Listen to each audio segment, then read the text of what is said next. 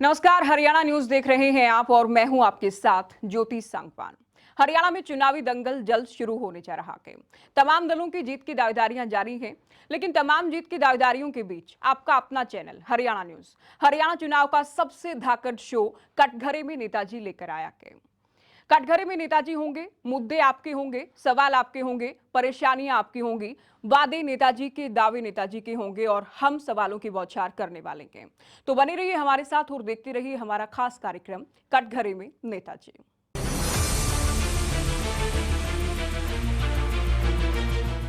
तो आज कटघरे में जो नेताजी हमारे बीच आने वाले हैं वो हरियाणा की राजनीति के एक बड़े दिग्गज हैं। चेयरमैन रहे हैं, वर्तमान में विधायक हैं, सरपंच से शुरुआत की थी, 2 बार मंत्री भी रहे हैं, वर्तमान में बीजेपी के होडल से विधायक हैं। जी हाँ, बात हो रही है जगदीश नायर जी की। मैं चाहूंगी नायर जी आप आए कार्यक्रम में। बहुत स्वागत है आपका हरियाणा न्यूज पर और बहुत बहुत स्वागत है आपका कटघरे में। तो नायर जी नमस्कार। होडल की जनता के सवाल हम आपसे करने जा रहे हैं, जो परेशानियां, जो मुद्दे वहां के हैं, जो आपने कहा था काम किया जाएगा, काम नहीं हो पाया, हम एक जरिया बन रहे हैं, उत्तर आप देने वाले हैं और आप ठीक जवाब दे रहे हैं, ठीक उत्तर दे रहे हैं या फिर नहीं, ये आपकी जनता, आपके वोटर्स, आपके हल्के के लोग डिसाइड करने वाले हैं। सबसे पहले कानून व्यवस्था को लेकर बात करते हैं।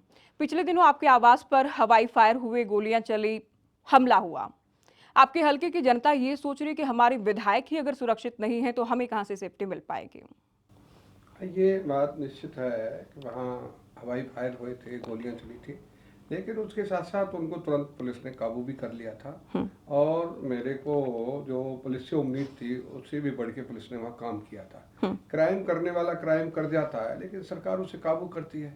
क्राइम तो बहुत लंबे समय से होता आ रहा है, लेकिन हमारी सरकार ने आज एक नया फैसला लिया है। माननीय नायब सिंह जी ने, मुख्यमंत्री हरियाणा ने, जो क्रिमिनल को मारने का फैसला लिया है। सोनीपत में भी 4 आदमियों को, 4 क्रिमिनल को मारा, ढेर किया, तो ये अच्छा फैसला है। एनकाउंटर जो किए जा रहे हो किया था सरकार ने, पहली बार हरियाणा में ये कदम उठाया किसी सरकार ने, वो भारतीय जनता पार्टी की सरकार ने। अच्छा, आरोपी गिरफ्तार हो चुके हैं, गुत्थी सुलझी है क्या? क्या कोई राजनीतिक रंजिश का ये मामला था? क्या वजह थी?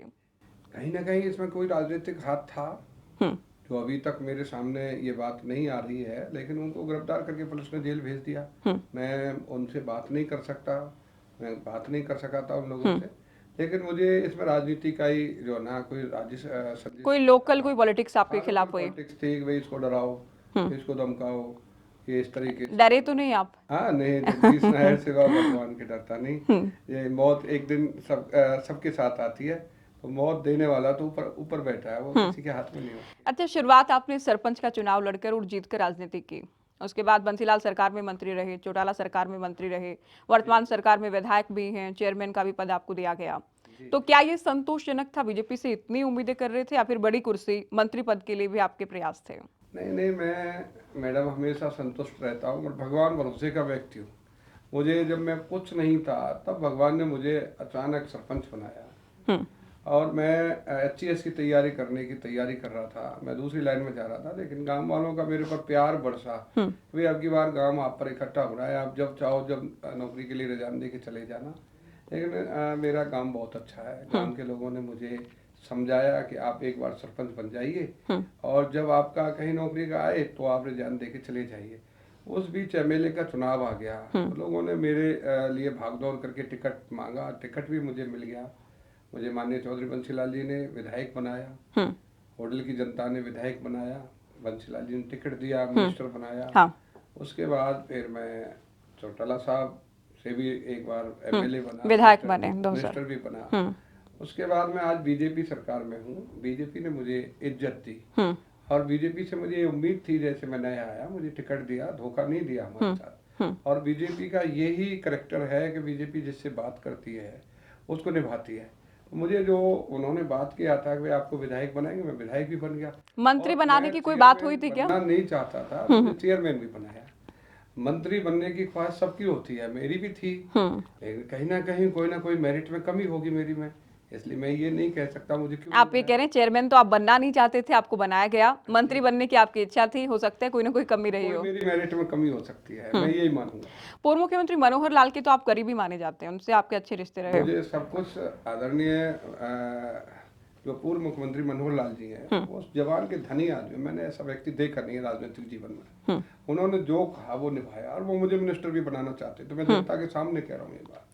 उनका होडल की जनता, हरियाणा की जनता ये सुन रही है कि जगदीश नायर को मनोहर लाल मंत्री बनाना चाहते थे। बनाना चाहते थे। मैं वो इशारा समझता था, सारी बात समझता हूँ। राजनीतिक क्लास से निकला हुआ आदमी, मैं आंखों से बता देता हूँ।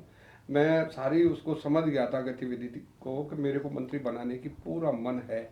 कई बार इशारा हुआ था, लेकिन कहीं ना कहीं कोई मेरिट में कमी थी मेरी में, कोई रुकावट थी पार्टी संगठन की, किसकी, ये मैं समझ गया। लेकिन बीजेपी में तो जो मनोहर लाल ने चाहा वो हो ही गया है। जी जी जी जी। अब मैं ये समझ नहीं पाया कि मेरा मंत्रालय क्यों नहीं मुझे मिला। आगे संघर्ष करेंगे, फिर कभी मौका मिलेगा फिर बनेंगे। जनता के हाथ का सौदा है।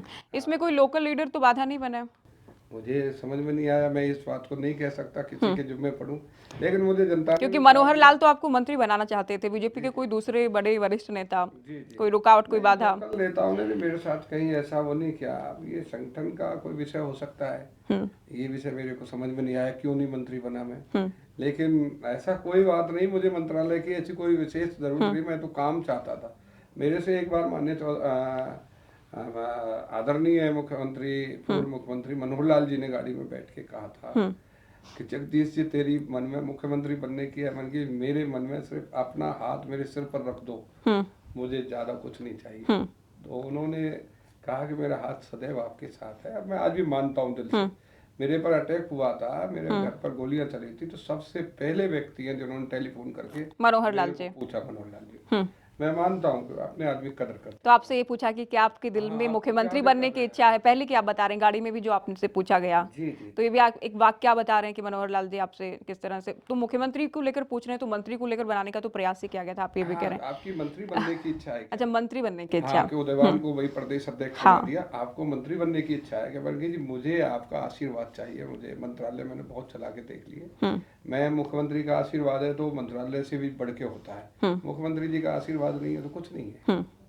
आपने अलग अलग पार्टियां देखी हैं जी। हवीपा से बात करें, इनेलो, जेजेपी, फिर आप घूम फिर कर बीजेपी में आए हैं। आप क्या फर्क देखते हैं अलग अलग पार्टियों मैं में? नहीं आया, जनता का फैसला था ये। लेकिन मैंने ये देखा कि बीजेपी का एक मिशन है। बीजेपी एक विचारधारा की पार्टी है। बीजेपी जो कहती है वो करती है। बीजेपी के पास झूठ का कहीं कोई सौदा नहीं है। बीजेपी एक विचारधारा की पार्टी है, सत्य पर चलने वाली पार्टी है। हवी बंसीलाल सरकार में आप मंत्री रहे, बंसीलाल के बतौर मुख्यमंत्री कामकाज को आप कैसे देखते हैं?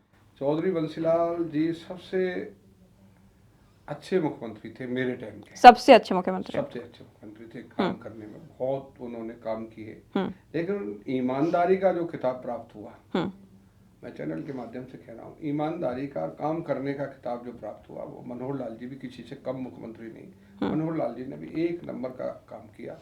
और वो थोड़ा विधायक के दर्द को समझते थे। बंसीलाल जी वो हमसे पूछते थे, घर कैसे चल रहा है आपका, कैसे आप अपने सिस्टम को चला रहे हो, कोई आपको मेरी हेल्प की जरूरत है तो मुझे बताइए, मैं आपको कोई काम दे सकता हूँ, मैं आज आपकी मदद कर सकता हूँ। इस बात को मैं उनको अच्छा मान रहा हूँ। वो हर एक आदमी की बात को सुन के उससे थोड़ा दर्द जानते थे। आदरणीय हमारे मुख्यमंत्री रहे मनोहर लाल जी, ईमानदार व्यक्ति थे, नो डाउट। गलत काम करने में किसी को पसंद नहीं करते थे। काम बहुत ज्यादा करते थे हरियाणा के लिए। जो काम आदरणीय मुख्यमंत्री मनोहर लाल जी ने किया, शायद कोई मुख्यमंत्री सोच पाएगा। तो आप ये मानते हैं कि सबसे अच्छे मुख्यमंत्री तो बंसीलाल रहे, लेकिन ईमानदारी के नाते अगर बात करें तो आप मनोहर लाल को सबसे अच्छा मुख्यमंत्री बताते हैं? सबसे अच्छा मुख्यमंत्री। इनेलो के विधायक भी आप बने, मंत्री बने। चौधरी ओम प्रकाश चौटाला के कार्यकाल को, उनके कामकाज को आप कैसे देखते हैं? देखिए, वो उस टाइम का कामकाज भी उनका ठीक था, मैं उनकी बुराई नहीं करूंगा। लेकिन उस कामकाज के जो नियम कायदे थे, वो मनोहर लाल जी वाला जो राज है, इनके नियम बड़े ठोस थे। और आदरणीय चौटाला साहब का जो समय था, उसमें कई नियमों को ताक पर रख दिया जाता था। कई बातें जो है ना, जनता के बीच में गलत सिद्ध होती थी, उससे हमें परेशानी होती थी कि भाई हमारी सरकार को निर्णय ठोस लेने चाहिए जिससे जनता इक्वल मान के चले। तब आप ये आवाज उठाते थे, या फिर आप आज बीजेपी में हैं इसलिए आप कह रहे हैं? नहीं, मैं बुराई नहीं कर रहा चौधरी ओम प्रकाश चौटाला जी की। मैं ये कह रहा हूँ, कहीं ना कहीं कोई उनके जो निकटतम लोग थे उनसे कमियां रह जाती थी। और उस पर सिटे आ जाते थे नौकरियों पर, कहीं कोई काम पर सिटे आ जाता था। लेकिन आदरणीय मनोहर लाल जी के समय में कोई सिटे नहीं आया, कोई नौकरियों में कहीं किसी प्रकार की दिक्कत नहीं आई। विपक्ष ये तो भी कहता है कि बहुत अच्छे मुख्यमंत्री से नौकरियां बने। बहुत धीमी प्रक्रिया से दी जा रही हैं, फिर अदालत में जाकर लेकिन नौकरियां दी लटक तो जाते हैं। न्यायप्रिय तरीके से, जिसका हक बनता था उसको दी। गरीब लोगों के घर में दिया जलाया। एक मोची का काम करने वाले का बेटा सब इंस्पेक्टर लग रहा है, एक एचईएस लग रहा है। एक मुझे अभी रात मेरे को बता रहे थे, मेरे बच्चे बता रहे थे कि उसकी माँ वो बेचती थी, चूड़ी बेचती थी रोड पर बैठ के। उसका एक बेटी तो उसकी प्रोफेसर लग गई, बेटा उसका सब इंस्पेक्टर लग गया। तो उस बात का बड़ा अचंभा मान रहे थे, बीजेपी में ही संभव है, केवल मनोहर लाल जी की नीति का परिणाम था। मनोहर लाल जी एक अच्छे मुख्यमंत्री सिद्ध हुए हैं। जेजेपी में भी आप गए थे? हाँ, मैं जेजेपी में गया था। उस टाइम मेरा जो है ना लोकदल परिवार से नाता था। मैं लोकदल का था। लोकदल में 2 हिस्से हो गए थे इंडियन नेशनल लोकदल में। तो तब कोई सोच भी नहीं थी हमारी कि हम सेंटर पार्टी में जाएंगे। हम तो एक रास्ते पर चलने वाले लोग थे। मैं वहाँ जब गया तो मुझे लगा कि भाई शायद दुष्यंत के साथ धोखा हुआ है, दुष्यंत के साथ गलत हो गया। हम समझ नहीं पाए थे। लेकिन बाद में लोगों ने जब फैसला लिया कि भाई नहीं, आपने गलत फैसला ले लिया, हम इस फैसले को स्वीकार नहीं करते, फिर लोगों ने मुझे आदेश दिया कि आप बीजेपी के साथ जुड़ के चलें। और माननीय मनोहर लाल जी का ये आशीर्वाद रहा था। उन्होंने मुझे आशीर्वाद दिया था कि भाई बीजेपी के साथ मिलकर चलिए, हम आपके साथ धोखा नहीं करेंगे। अब आपको क्या लगता है, दुष्यंत के साथ धोखा हुआ था? उस टाइम मुझे ऐसा लगा था। मैं दयालु प्रवृत्ति का आदमी हूँ कि यार इनके साथ कोई धोखा हो गया, इनको पार्टी से निकाल दिया। मैं जल्दीबाजी में वो रहमदिली में उनके साथ फैसला ले गया था। रहमदिली में, या फिर बीजेपी ने टिकट की कमिटमेंट कर दी थी, आपको लगा कि बीजेपी की लहर है जेजेपी के मुकाबले, तो इसलिए आप बीजेपी में आ गए थे? मैं दुष्यंत वाली बात कर रहा हूँ, जो मैं दुष्यंत के पास आ गया था। उसके बाद फिर जब मैंने देखा था कि वहाँ जिन लोगों को हम ज्वाइन करा रहे थे वो लोग हमारी जड़ काटने लगे थे, हमारे को दखल देने लगे थे, दखल होने लगा था मेरे सामने। फिर मैंने सोचा कि हाँ, तो वही सिस्टम रहेगा, एक दूसरे की टांग खिंचाई रहेगी। मैं फिर ये पसंद नहीं किया। बड़ी पार्टी का दामन इसलिए थामा कि भाई इसका कैडर है, ये पार्टी आगे बढ़ेगी। मोदी साहब का एक मिशन है देश को आगे ले जाने के लिए। हम देशभक्ति के रूप में शामिल हो गए थे। मुझे ये भी एहसास नहीं था कि टिकट देगी पार्टी, लेकिन मेरा एक था कि यार कुछ भी नहीं होगा तो हम देशभक्त तो हैं, देश के आगे बढ़ाने में पार्टी सहयोग कर रही है, हमारा भी सहयोग रहेगा। बड़ी पार्टी में आप शामिल हुए, लेकिन दुष्यंत की पार्टी भी छोटी पार्टी के नाते गठबंधन में आ गई।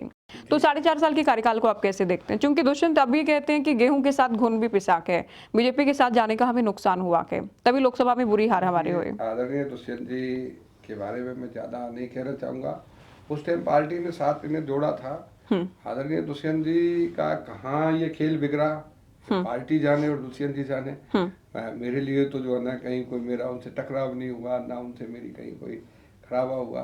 तो ये तो पार्टी को पता है कि किन मुद्दों पर दुष्यंत जी से बिगड़ी है, क्यों दुष्यंत जी ने बीजेपी का साथ छोड़ा है। आपके हल्के की बात करें, उदय भान को हराकर आप विधानसभा पहुंचे, उनको पार्टी ने, आप जिस बात का जिक्र भी कर रहे हैं, कांग्रेस ने उन्हें प्रदेश अध्यक्ष बनाया।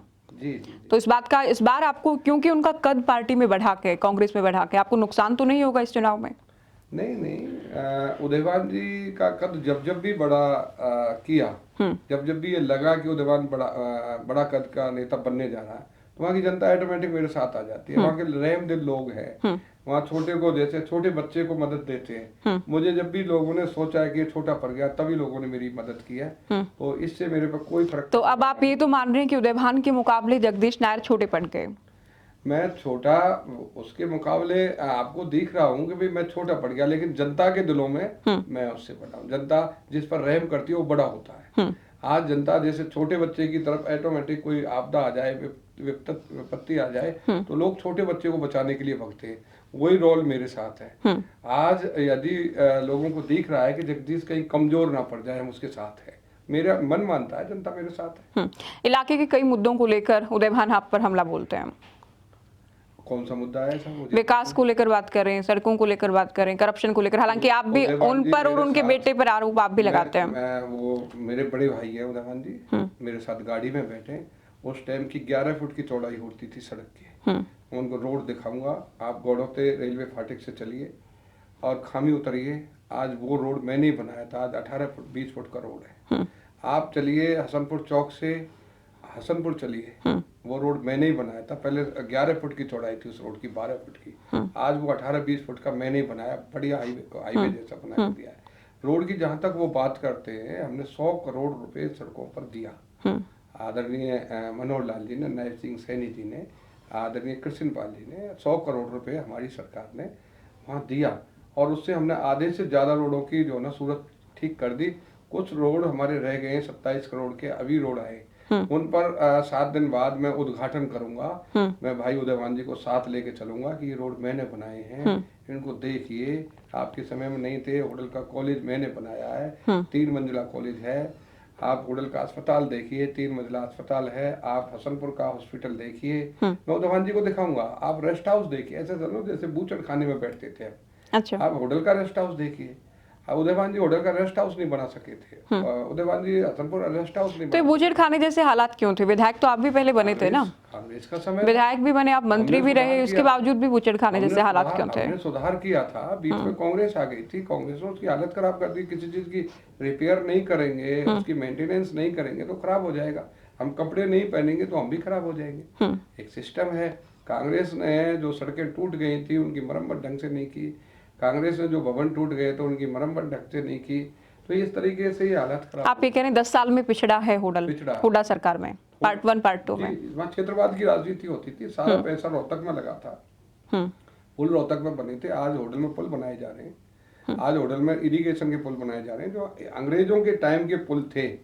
आज मैंने बिडुकी गांव में 12 करोड़ रुपए के पुल बनाए। आप बुलवाना में जाके देखिए, मैंने 4 करोड़ रुपए का पुल बनाया है इरिगेशन नाले के ऊपर। ये हवाई बातें तो नहीं है, क्योंकि आपको होटल के लोग सुन रहे हैं आपको। आप चल के देखिए, मैं आपको वहां जाके खड़ा करके, हम तो अपने दर्शकों पर छोड़ देते हैं कि उनके विधायक सच बोल रहे हैं, झूठ बोल रहे हैं। मैं दर्शकों से भी हाथ जोड़ के प्रार्थना करता हूँ, चमेली वन जाते हैं, चमेली वन के सामने देखे जाके इरिगेशन का पुल बनाया। गढ़ी गांव के लोगों की समस्या थी कि उनका इरिगेट नहीं होता था, जंगल सूखा रह जाता था, बहुत दिन से समस्या थी। मैंने 6 करोड़ रुपए मंजूर करा के आज वो वहाँ बांध लगा के रेगुलेटर लगा दिया। रेगुलेटर एक ऐसा सिस्टम है, उससे पानी रुक जाता है, पीछे पानी सारी जमीन को पानी उनको मिलने लगा। आप भी उदय भान और उनके बेटे पर आरोप लगाते हैं करप्शन से? मैंने कभी ऐसा कोई आरोप नहीं लगाया, लेकिन उदयभान की आदत है मेरी छवि को खराब करने के लिए, वो मेरे पर आरोप लगाएगा, जगदीश वरिष्ठ है। लेकिन ये आप काउंटर में कुछ कह देते हैं फिर? हाँ, मैं काउंटर में कहता हूँ, इनकी पार्टी केवल भ्रष्टाचार के खिलाफ कुछ करती नहीं थी। घपले, घोटाले, सारे काम, गलत काम कांग्रेस के समय में हुए थे। जगदीश नायर तो जैसा है लोगों के सामने, लोगों का सेवक है। उदयभान जी बड़े लीडर हो सकते हैं, लेकिन मैं एक सेवक के रूप में लोगों की। उदयभान ये कह रहे हैं 70 पार करने वाली है कांग्रेस, लोकसभा में हमने हाफ कर दिया बीजेपी को, विधानसभा में साफ कर देंगे। उदयभान जी की चले तो वो हम सबको जो ना दूर करना चाहेंगे, लेकिन उदयभान जी का फैसला नहीं है, तो जनता का फैसला है। और हम सब जगह हमारा वोट बैंक बढ़ा है, घटा नहीं है। बीजेपी का वोट बैंक कहाँ हम 50% आ गए, हम तो बढ़े हैं, वोट बैंक में तो बढ़े हैं। ठीक है, सीट समीकरण से नहीं, कांग्रेस का बहुत बढ़ गया है ना, और बीजेपी का तो घटा ही है, सीटें भी कम हो गई, आप लोगों की वोट परसेंट भी पिछली बार के मुकाबले कम हुआ के, हल्कों में लीड भी जाहिर है बहुत कम हुई है। लेकिन प्रदेश अध्यक्ष होते हुए उदयभान जी होटल में क्या हालत हुई थी, होटल की हालत देखिए। बीजेपी का गढ़ है जहाँ जहाँ, ठीक है, मैं मानता हूँ भाई, उसमें रोहतक के अंदर बीजेपी कांग्रेस का गढ़ था। अच्छा, होटल में लीड नहीं दिला पाए उदयभान, ये कह रहे हैं आप? लीड नहीं दिला पाए, फेल हुए होटल में। आगे चुनाव होगा, ये तो हम अब सीरियस होके लड़ेंगे, तो जब पता लगेगा उदयभान जी को कि भाई कैसे क्या। अभी सीरियस नहीं आप लोग? नहीं, सीरियस होके लड़े थे, लेकिन इस चुनाव में और उसमें अंतर होता है। जनता जो निजी जो ना रिस्क लेती है, एमएलए वाले चुनाव में जनता निजी रिस्क लेती है, उसमें जनता कम रिस्क लेती है। उसमें जनता ये सोचती है बड़ा चुनाव है, हो जाएगा, लेकिन इसमें रिस्क लेती है। क्योंकि हम लोगों से मुद्दे भी मंगाते हैं विधायक जी, और फिर हम सवाल करते हैं। गांव से शहरों को जोड़ने वाली सड़कों का हाल बेहाल है, बेहद खस्ता है। स्कूलों में टीचर्स की कमी है, ये भी एक बड़ी दिक्कत है। स्कूलों की बिल्डिंग्स के भी हाल बेहाल हैं। आपको मैं सड़क गिना रहा हूँ, मेरे हल्के की मेन सड़कें हैं।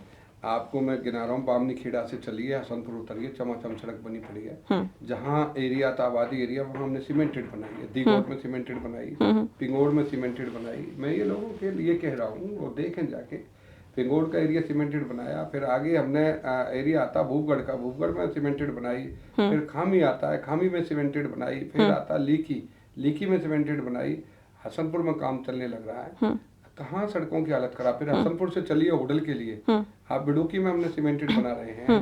बिडो की जो रास्ता गया होटल के लिए वो चमाचम बना दिया हमने सारा। आप ये कह रहे हैं आपके हल्के में चमाचम है सड़कें, मेरी सड़कें चमाचम। ये जो लोग ये कहते हैं सड़कें टूटी हैं, ये फिर झूठ बोल रहे हैं। बात थी उदयवान जी के टाइम में, ये सच्चाई थी कि सारी सड़कें टूट गई थी कांग्रेस के टाइम में, लेकिन हमने इनको बनाया। कुछ सड़कें रह रही हैं, मैं आज भी कहता हूँ कुछ सड़कें है जो अभी टेंडर में है, 5-7 दिन बाद टेंडर खुलने जा रहा है, मैं उद्घाटन करूंगा और उन पर हमें उम्मीद है चुनाव से पहले हम उनको कंप्लीट कर देंगे। वहाँ के लोगों का ये भी कहना है कि स्कूलों में टीचर्स की कमी है। आपने शुरुआत में कहा कि आप HCS की तैयारी करने की तैयारी में थे, लेकिन वहाँ के और बच्चे HCS की तैयारी कर पाए, अधिकारी बने, अपने फील्ड में अच्छा कर पाए। अगर टीचर्स ही नहीं होंगे तो कैसे मुमकिन होगा? टीचर्स की, मैं नो डाउट ये मैं भी मानता हूँ टीचर्स की कमी है। सरकार टीचर्स के लिए कोरोना की वजह से जो ना भर्ती प्रक्रिया और ये सारा कुछ जो ना सिस्टम बिगड़ गया था। आज टीचर्स की भर्ती करने के लिए सरकार ने बयान भी दिया है और टीचर्स HKRM से हम भर्ती कर रहे हैं, कुछ किए भी हैं। स्कूलों में हम टीचरों की पूर्ति करने के लिए सरकार वचनबद्ध है, वो दे देंगे, चुनाव तक हो जाएगा। लेकिन ये चुनाव तक क्यों होगा? चुनाव से पहले क्यों नहीं हो पाया? एकदम नहीं हो पाया था। एकदम तो नहीं है नायर साहब, 5 साल रहे हैं आप लोगों के पास, आप कह रहे हैं चुनाव हाथे हाथे हो जाएगा। कोरोना ने खराब किया, पूरे देश का खराब किया था, विकास रुक गया था, सारी भर्तियां रुक गई थी, सारी प्रक्रियाएं रुक गई थी। हमें 3 साल मिला, 3 साल में हमने अब टीचरों की भर्तियां भी की है। भर्ती समय होता है किसी चीज को काम करने के लिए, उसका प्रक्रिया पूरी करने के बाद ही किया जाता है। पाइपलाइन टूटने की भी कई जगह से शिकायतें आ रही हैं, लोगों के घरों में पानी घुस रहा है। ये छोटी छोटी बातें। आज होटल के लिए आप जाके देखिए, उदयवान जी के पिताजी विधायक रहे थे होटल के अंदर। मैं 97 में आया, मुझे लोगों ने कहा दिया खारा पानी पीते हैं। हाँ। मैं बांसवा गांव से पानी लेके आया था, उस टाइम 5 करोड़ की स्कीम बनाई थी हम लोगों ने। 5 करोड़ में वहां मैंने होटल में वो पानी लाके छोड़ा था। कारण बस हमारी सरकार चली गई थी और कांग्रेस की सरकार आ गई थी, लेकिन उदयवान जी MLA बनने के बाद उस पानी को होटल में फैला नहीं सके थे। आज मैं फिर दोबारा MLA बनने के बाद 5 करोड़ रुपए की पाइप से मैंने उद्घाटन किया है, पाइपलाइनें बिछाई जा रही हैं। होटल में हर गली मोहल्ले में हम पानी देने के लिए तैयारी कर रहे हैं। हर घर जल योजना के तहत हमने गांवों में भी पानी दिया है। हमने बिजली के तार भी बदले हैं, बिजली की दशा बहुत खराब थी, खम्भे भी बदले हैं। और विकास के नाम पर जहाँ तक मैं कह रहा हूँ कि सबसे बड़ा मुद्दा था हसनपुर का यमुना नदी का पुल। आज जाके देखिए, कौन कहता विकास नहीं हो रहा, वो बन रहा है। आप जाके देखिए, होटल की सड़कों पर जाके देखिए, होटल में गंदा पानी भरा रहता था। उदयवान जी वहाँ रहते थे, मैं भी होटल में रहता था। मैंने सोचा था कि जिस दिन हमारी सरकार आएगी तो हम इस पानी का रोक काटेंगे। मैंने नाला बनाया, नाला बना के और पानी को, सारे शहर के पानी को वहाँ ले गया। मैं मानता हूँ होटल का क्षेत्र बड़ा है, कुछ एरिया रह गया, हमारा काम चल रहा है। हम होटल को गंदगी मुक्त कर देंगे, कहीं पानी खड़ा नहीं होने देंगे। इसके लिए टाइम तो चाहिए। 5 साल काफी नहीं है क्या? 5 साल कोरोना आ गया था बीच में, 2 साल। ठीक है, आप कह रहे हैं कोरोना से विकास की गति धीमी हो गई। भी दिक्कतें आई थी। मेरे घर में 3 मौतें हुई थी लगातार। मेरा 2 भाई गुजरे थे, मेरे पिताजी गुजरा था, मेरा एक भतीजा, 4 मौतें हुई। बेहद दुखद। मैं भी 6 महीने बहुत ज्यादा परेशान रहा था। उसके बाद तो संकट की घड़ी थी सभी के सामने, इसलिए काम में रुकावट आई थी। मेरे नहीं, सबके काम, सभी के काम में। चेयरमैन रहते हुए और विधायक रहते हुए आपको लगता है विकास जितना करवाया जाना चाहिए था वो हो चुका है, या फिर मलाल है टीस है कि मंत्री होते तो ज्यादा काम कर पाते हल्के के लिए? निश्चित होता है, मंत्री जब होता है तो उसे कुछ काम करने का अधिकार ज्यादा होता है, लेकिन विधायक को जितना अधिकार था मैंने उससे बढ़ चढ़ के काम किया है। पड़ोस के विधानसभा क्षेत्रों में जाके देख लें ग्रांट, और मेरे विधानसभा क्षेत्र में जाके देख लें, मैं सबसे ज्यादा ग्रांट लेके आया। मुख्यमंत्री जी से मैं हाथ जोड़ के खड़ा हो जाता था कि ये तो देना पड़ेगा, अपने लिए नहीं मांग रहा, लोगों के लिए मांग रहा हूँ। मुख्यमंत्री जी देते थे, मनोहर लाल जी देते थे। अब जो मुख्यमंत्री ग्रांट देते हैं, आज नायब सैनी जी ने भी छुट्टी की है, 20 करोड़ रुपया अभी दिया है विधायकों को। भाई अपनी मर्जी से आप समूचा विकास कीजिए, जहाँ जहाँ आप इस पैसे को लगा सकते हो। तो हम गली, सड़कें, भवन, कहीं चौपाले, हम उस पैसे से बना रहे हैं। आज का महंगा युग है, आज 20 लाख से नीचे कोई बिल्डिंग बनती नहीं, इसलिए पैसा हम गांवों में बांट रहे हैं। आज भी पैसे को हमने सरपंचों से एस्टिमेट बनाने के बाद कहा है कि भाई आप ले जाइए। कोई गांव ऐसा नहीं जिसमें 5 करोड़ 10 करोड़ और 2 करोड़ से नीचे कोई गांव में विधानसभा में नहीं होगा जिसमें हमने नहीं भेजा। तो मनोहर लाल जी से आपके अच्छे रिश्ते थे, नायब सैनी से कैसी ट्यूनिंग है? नायब सैनी जी से बहुत अच्छे रिश्ते हैं मेरे। ये बदलाव जो हुआ इसे कैसे देखते हैं? मनोहर लाल को दिल्ली भेजा गया, नायब सैनी को हरियाणा की जिम्मेदारी दी गई। का अपना एक सिस्टम होता है, राजनीतिक सिस्टम होता है। अब ये मैं तो ये कहूँगा कि एक सामाजिक सिस्टम को देखते हुए लोगों को एक संदेश दिया है कि गरीब के बेटे को भी मुख्यमंत्री बनाया जा सकता है। ये केवल इसमें बीजेपी में ही संभव है, कांग्रेस में संभव नहीं था। ये सबसे पिछली पंक्ति में बैठने वाला हमारा ये समाज है। हम वाल्मीकि समाज या अपना सैनी समाज या ओबीसी समाज, ये पिछली पंक्ति के समाज है और इनको उठा के एकदम मुख्यमंत्री बना देना, ये बड़ा दिल बीजेपी दिखा सकती है और किसी नहीं। आपने शुरुआत में ये भी कहा कि बीजेपी जो कहती है वो करती है, तो इस बार भी कोई टिकट को लेकर आपको वादा किया गया, कोई कमिटमेंट है, आश्वस्त है आपको मैदान में उतारा जाएगा इस बार भी? मैं टिकट के ऊपर लड़ाई नहीं लड़ता। टिकट तो नेताओं का काम है, मेरा काम बोलता है। टिकट मेरी जनता है, मेरी जनता आवाज लगाती है और टिकट उदयवान के सामने टिकट मुझे अपने आप जनता दिला दी है। जनता अपने आप बीजेपी से ही दिलवाएगी ना? बीजेपी से दिलवाएगी, मैं बीजेपी से लड़ूंगा, ये मैं प्रॉमिस कर रहा हूँ चैनल के सामने। मेरा टिकट कट भी गया तो मैं बीजेपी की मदद करूंगा, ये प्रॉमिस कर रहा हूँ। हम अनुशासित लोग हैं। अंतिम सवाल, कुछ काम जो अधूरे रह गए हों जिनको अगली बार विधायक बनकर आप पूरा करना चाहें? काम तो अभी बहुत करने हैं, विधानसभा में मुझे अभी बहुत काम करने हैं जो पूरे वैसे तो मैंने मंजूरियां दिला दी हैं। रेलवे ओवर ब्रिज बनने हमारे 6 रेलवे फाटकों पर मंजूर हुए हैं, वो काम चालू नहीं हुए, मंजूर तो हो गए, लेकिन और भी अभी गांवों में विकास की जरूरत है, अभी शहर में भी विकास की जरूरत है, अभी अपने क्षेत्र में औद्योगिक क्षेत्र घोषित कराने की जरूरत है, बड़ा कॉलेज लाने की जरूरत है, बड़े खेल स्टेडियम लाने की जरूरत है। वो अभी समय के साथ साथ हम उनको लेके आएंगे, समय मिला तो लोगों के लिए अच्छी मूलभूत सुविधाएं देने का काम। जी, बहुत शुक्रिया आपका बातचीत के लिए, वक्त देने के लिए। तो होडल विधायक जगदीश नायर को आपने सुना, ये दावा कर रहे हैं कि इस बार जो वादे इन्होंने किए थे तमाम काम पूरे कर लिए गए हैं, साथ ही अगली जीत को लेकर भी, अगले चुनाव में जीत को लेकर भी आश्वस्त नजर आ रहे हैं। हालांकि इस कटघरे के बाद जनता की अदालत में भी इन्हें जाना के जनता इन्हें पास करती है या फिर फेल करती है, ये भी देखना होगा। फिलहाल दीजिए इजाजत, नमस्कार।